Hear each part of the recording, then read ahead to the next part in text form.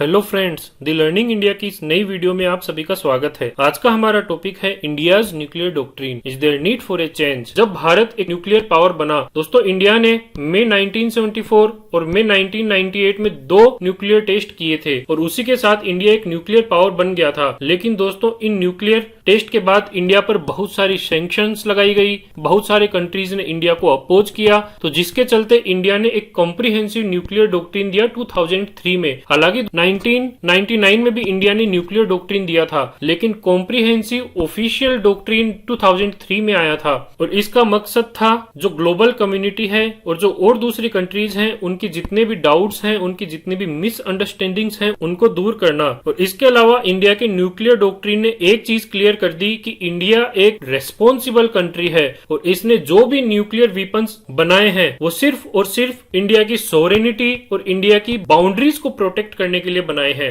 न कि किसी दूसरी कंट्री पर अटैक करने के लिए बनाए हैं। अब दोस्तों, हम देखते हैं कि इंडिया की जो न्यूक्लियर पॉलिसी है या इंडिया की न्यूक्लियर डॉक्ट्रिन के मेन एलिमेंट्स क्या क्या है। उसमें सबसे पहला है नो फर्स्ट यूज। तो इसका मतलब है इंडिया किसी भी दूसरी कंट्री पर पहले अटैक नहीं करेगा। इंडिया सिर्फ उसी कंडीशन में अटैक करेगा जब कोई दूसरी कंट्री इंडिया पर न्यूक्लियर वेपन से अटैक करता है, चाहे वो इंडियन टेरिटरी में करे या फिर इंडियन फोर्सेज पर कहीं भी करे। जैसे कि इंडियन फोर्सेज हो सकता है किसी दूसरी कंट्रीज में डिप्लॉयड हो, अगर उन पर भी न्यूक्लियर अटैक होता है तो फिर इंडिया उस दूसरी कंट्री पर न्यूक्लियर अटैक कर सकता है। इंडिया क्रेडिबल मिनिमम डेटरेंस इसको बिल्ड करेगा और मेंटेन करेगा। दोस्तों, यहाँ पर 3 वर्ड हैं, क्रेडिबल, मिनिमम एंड डेटरेंस। अब क्रेडिबल मिनिमम डेटरेंस में क्या क्या एलिमेंट्स हैं? पहला तो हमारी जो भी न्यूक्लियर फोर्सेज हैं वो सफिशिएंट हो और सर्वाइवेबल हो। सर्वाइवेबल का मतलब है दोस्तों, फर्स्ट अटैक होने के बाद वो सर्वाइव कर सके, जिससे कि इंडिया बाद में रिटेलिएट कर सके। और न्यूक्लियर फोर्सेज हमेशा प्रिपेयर्ड रहनी चाहिए, जिससे कि जल्दी से जल्दी अटैक किया जा सके। Intelligence and early warning capabilities ये भी हमारी इफेक्टिव होनी चाहिए। इसके अलावा दूसरे कंट्रीज या जो हमारी इनेमी कंट्रीज हैं उनसे हम क्लियरली कम्युनिकेट करें कि हमारे पास डेटरेंस कैपेबिलिटी है,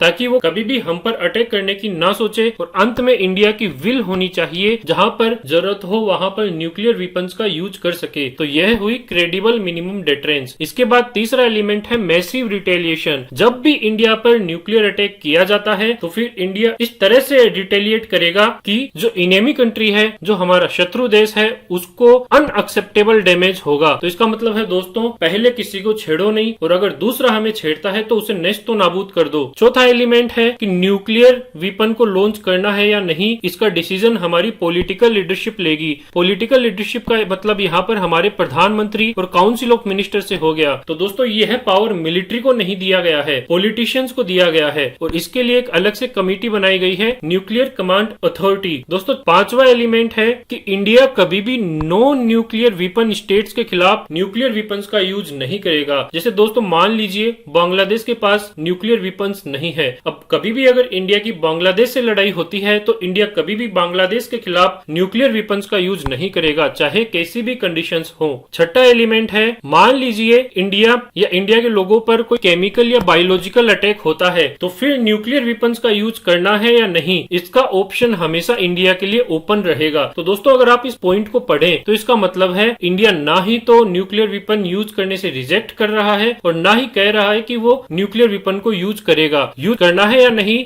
यह सिचुएशन पर निर्भर करेगा। इसके अलावा इंडिया ने न्यूक्लियर वेपन्स या न्यूक्लियर रिलेटेड मटेरियल्स के एक्सपोर्ट पर भी कंट्रोल लगाए हैं। Fissile material cut off treaty negotiations, इसमें भी इंडिया पार्टिसिपेट करेगा। और इसके अलावा अब इंडिया कोई और तीसरा न्यूक्लियर टेस्ट नहीं करेगा। तो इंडिया ने अपने न्यूक्लियर टेस्ट पर भी एक मोरेटोरियम लगा दिया है। और अंत में न्यूक्लियर फ्री वर्ल्ड या न्यूक्लियर डिसआर्मामेंट से रिलेटेड जो भी ग्लोबल कम्युनिटी इनिशिएटिव्स लेगी, इंडिया उनको कंटिन्यूअसली सपोर्ट करेगा, क्योंकि इंडिया का जो फाइनल ऑब्जेक्टिव है वो एक ऐसा वर्ल्ड बनाना है जिसमें न्यूक्लियर वेपन्स हो ही नहीं। तो यह तो बात थी दोस्तों इंडिया के न्यूक्लियर डॉक्ट्रिन की। अब एक बार हम न्यूक्लियर कमांड अथॉरिटी के बारे में भी देख लेते हैं, जो कि यह डिसीजन लेती है कि न्यूक्लियर वेपन्स को लॉन्च करनी है या नहीं। दोस्तों, इसके 2 पार्ट हैं। पहली तो है एग्जीक्यूटिव काउंसिल, दूसरी है पॉलिटिकल काउंसिल। अब दोस्तों, जो पॉलिटिकल काउंसिल है उसके हेड होते हैं प्राइम मिनिस्टर और जो एग्जीक्यूटिव काउंसिल है उसके हेड होते हैं हमारे नेशनल सिक्योरिटी एडवाइजर। जो फाइनल डिसीजन है वो प्राइम मिनिस्टर लेंगे और जो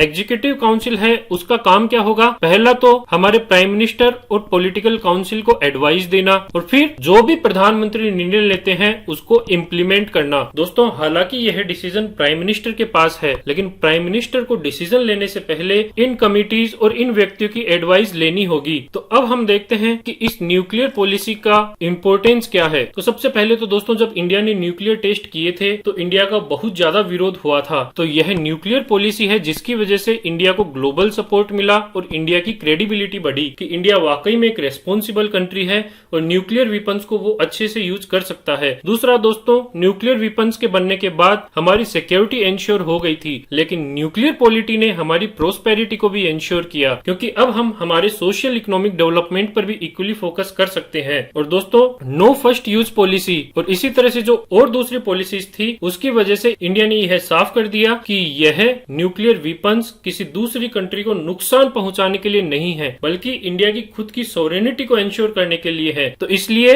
नहीं तो कोई आर्म्स रेस हुई और इस वजह से इंडिया को large nuclear weapon stock piles भी नहीं मेंटेन करने पड़े। तो इस तरह से इंडिया की कॉस्ट भी काफी कम लगी। और दोस्तों अगर नो फर्स्ट यूज पॉलिसी नहीं होती है तो ऐसी कंडीशन में कभी भी न्यूक्लियर युद्ध होने के चांसेस बढ़ जाते हैं। तो इस नो फर्स्ट यूज की वजह से कभी भी मान लीजिए कोई छोटा मोटा अटैक भी होता है तो इंडिया सोच विचार कर न्यूक्लियर वेपन्स का यूज कर सकता है। तो इस तरह से न्यूक्लियर वॉर के होने की संभावनाएं भी काफी कम हुई हैं। और दोस्तों अगर मान लीजिए इस दुनिया की सारी country no first use doctrine को अपना लेते हैं तो कभी न्यूक्लियर वेपन का अटैक होगा ही नहीं और यह एक तरह से ग्लोबल डिसआर्मामेंट के इक्वल होगा। और इस न्यूक्लियर डॉक्ट्रिन के इंडिया को कुछ कॉन्क्रीट बेनिफिट्स भी मिले हैं, जैसे न्यूक्लियर सप्लायर ग्रुप्स की वेवर मिली है। 2008 में इंडिया और यूएस की न्यूक्लियर डील भी साइन हुई है। इसके अलावा हाल ही में जापान ने भी इंडिया के साथ न्यूक्लियर कोऑपरेशन एग्रीमेंट साइन किया है। तो इन सब इनिशिएटिव से इंडिया की न्यूक्लियर एनर्जी को प्रमोशन मिला है। और दोस्तों हालांकि इंडिया एनपीटी का सिग्नेटरी नहीं है, इसके बावजूद भी इंडिया को न्यूक्लियर पावर के रूप में काफी कंट्रीज ने स्वीकार किया है। तो यह सब बेनिफिट्स इंडिया को इसके न्यूक्लियर डॉक्ट्रिन या न्यूक्लियर पॉलिसी की वजह से ही मिले हैं। अब दोस्तों इस न्यूक्लियर पॉलिसी का क्रिटिसिज्म भी काफी एक्सपर्ट्स के द्वारा किया गया है। उनका कहना है कि समय आ गया है कि इन न्यूक्लियर डॉक्ट्रिन या न्यूक्लियर पॉलिसी में बदलाव लाए जाए और इसको और ज्यादा कठोर बनाया जाए। तो इसमें जैसे नो फर्स्ट यूज एलिमेंट का क्रिटिसिज्म किया गया है। इसमें कहा गया है कि यह डिफेंसिव पॉलिसी है। मान लीजिए हमें लगता है कि कोई कंट्री हमारी एडवर्सरी है, वो धीरे धीरे न्यूक्लियर वेपन्स को बढ़ा रही है, तो हम उसका कुछ भी नहीं कर सकते। और इसी तरह से हमें पहले एक स्ट्राइक को सफर करना होगा, मतलब पहले एक हमला हम पर होगा। हो सकता है कि वो हमला इतना ज्यादा मजबूत हो कि हम मैसिवली रिटेलिएट करने के काबिल ही ना बचे। जब से पाकिस्तान ने टैक्टिकल न्यूक्लियर वेपन्स जैसे कि हत्फ 9 मिसाइल जिसकी रेंज 60 किमी तक है इसको इंट्रोड्यूस किया है, तब से यह खतरा और ज्यादा बढ़ गया है। दोस्तों इंडिया को दो फ्रंट से खतरा है, पहला पाकिस्तान और दूसरा चाइना। मान लीजिए दोनों कंट्रीज एक साथ इंडिया पर फर्स्ट ट्राई करते हैं तो फिर इंडिया के पास अगेन मैसिव रिटेलिएट करने के चांसेस बहुत कम हो जाते हैं। तो ऐसी कंडीशन में no first use may not be ideal. और चौथा दोस्तों, जो भी हमारे ऊपर फर्स्ट अटैक होता है उससे संभलने के लिए हमें एक रोबुस्ट डिफेंस सिस्टम की जरूरत पड़ेगी और जिसके लिए काफी ज्यादा खर्चा होगा। दोस्तों मैसिव रिटेलिएशन का भी काफी ज्यादा क्रिटिसिज्म किया गया है, क्योंकि मैसिव रिटेलिएशन के लिए बहुत ज्यादा वेपन्स की जरूरत पड़ेगी, क्योंकि काफी वेपन्स तो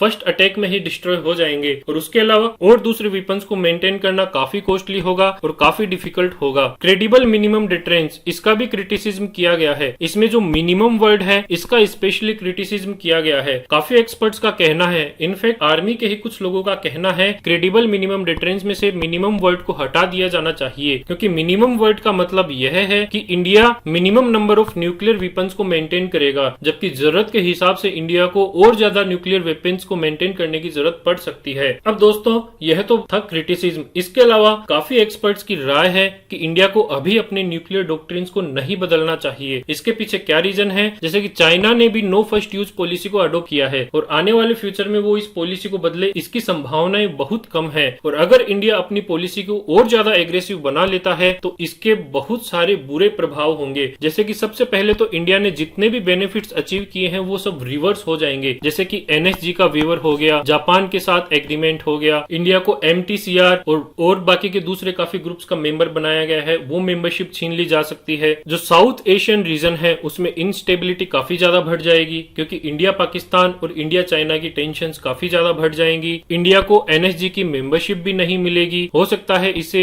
न्यूक्लियर टेररिज्म के चांसेस बढ़ जाएं, क्योंकि पाकिस्तान कुछ आतंकवादी ग्रुप को न्यूक्लियर वेपन्स अवेलेबल करवा सकता है। इंडिया के डिफेंस एक्सपेंडिचर्स भी बहुत ज्यादा बढ़ेंगे, क्योंकि फिर इंडिया को और ज्यादा न्यूक्लियर वेपन्स को डेवलप करना पड़ेगा। और जो दोस्तों सबसे इंपॉर्टेंट पॉइंट है वो ये है कि इंडिया की क्रेडिबिलिटी, इंडिया की रेपुटेशन बहुत कमजोर होगी। इंडिया को फिर रेस्पॉन्सिबल न्यूक्लियर वेपन स्टेट नहीं माना जाएगा। और अंत में दोस्तों, जो गांधी जी थे और जो हमारी कंट्री का न्यूक्लियर डिसआर्मामेंट का ऑब्जेक्टिव है, जो हम एक पीसफुल वर्ल्ड बनाना चाहते हैं, वो ऑब्जेक्टिव कभी भी अचीव नहीं हो पाएगा। तो दोस्तों, अंत में कंक्लूजन के तौर पर यही कहा जा सकता है कि सभी डॉक्ट्रिन्स का समय के साथ इवेल्युएशन किया जाना चाहिए, अप्रेजल किया जाना चाहिए। इसी तरह से इंडिया की न्यूक्लियर डॉक्ट्रिन का भी एग्जामिनेशन होना चाहिए। लेकिन अगर इसमें कोई भी बदलाव लाना है तो उस बदलाव को लाने से पहले कॉम्प्रिहेंसिव पिक्चर को देखा जाना चाहिए, जिसमें न सिर्फ हमारे सिक्योरिटी रिलेटेड एस्पेक्ट्स आते हैं बल्कि हमारा सोशियो इकोनॉमिक डेवलपमेंट भी आता है। अगर बिना किसी कारण के इंडिया की न्यूक्लियर पॉलिसी को और ज्यादा अग्रेसिव बना दिया गया तो फिर इंडिया का बजट ज्यादातर डिफेंस की तरफ चला जाएगा और सोशियो इकोनॉमिक डेवलपमेंट पर बहुत कम खर्चा होगा। तो इसलिए इंडिया को एक कॉम्प्रिहेंसिव पिक्चर देखनी होगी और उस पिक्चर के बाद ही इंडिया को न्यूक्लियर डॉक्ट्रिन्स में कोई बदलाव लाना चाहिए। दोस्तों, इसी के साथ हमारी यह वीडियो समाप्त होती है।